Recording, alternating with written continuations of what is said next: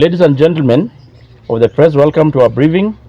We wish to begin by thanking our delegates for turning out in large numbers to cast their votes peacefully on the 18th May for the ward level grassroots elections.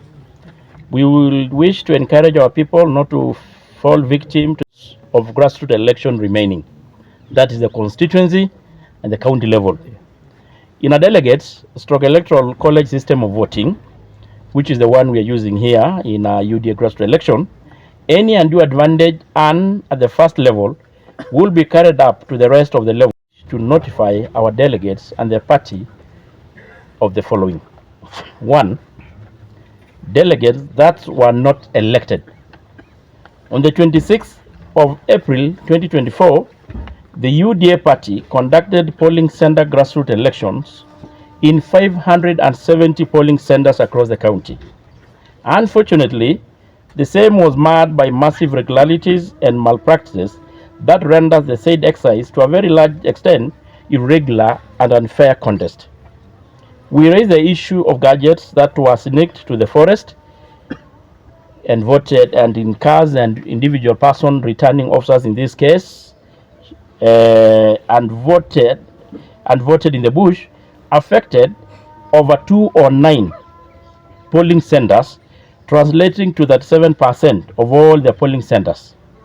This was raised to the party National Election Board, which enabled them to call for a repeat of the election in 86 polling centers, and regrettably failed to conduct election in other 123 polling centers. This means a total of 2,460 delegates that were never voted for participated in the ward levels, hence transferring the malpractice to the ward level. I think that is very clear. Yes. That mostly these are the people, of course, from the other side who were acting as the returning officers in the first stage. This was the chief officers, the county secretaries, and the CEOs. So voting is referred to when gadgets are taken to the polling centers and people are allowed to vote. But these ones were voted in cars and in Narok town. Issue number 2, voting by non-UDA members.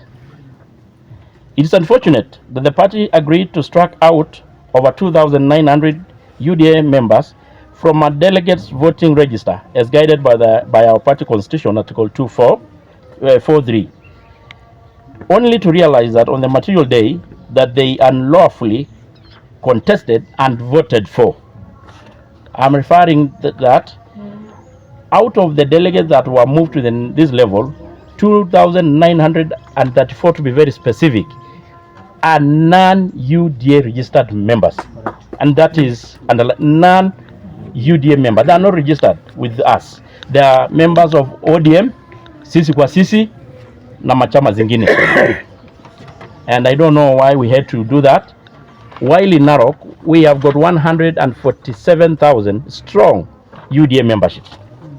So it was really uncalled for to allow a 30% of non-members to participate. Actually as delegates, not even to undertake the voting. The delegates party register at ward level was staffed. That is actually now was staffed with 2,932 non-UDA members, largely from our competitors' side. So I think they lacked numbers, so somebody allowed them to staff the register to their favor. This was an issue that we raised with the party NEB chair and even the party chair, and they had promised to expect them. Number 3, omission of delegates from the voting register. Despite being on the UDA portal winners summary list, more than 1,200 delegates were omitted from the voters register, thus denying them their democratic right to vote during the ward level May 18th.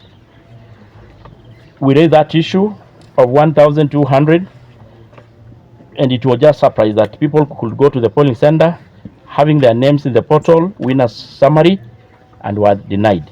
And we did a total of 1,200.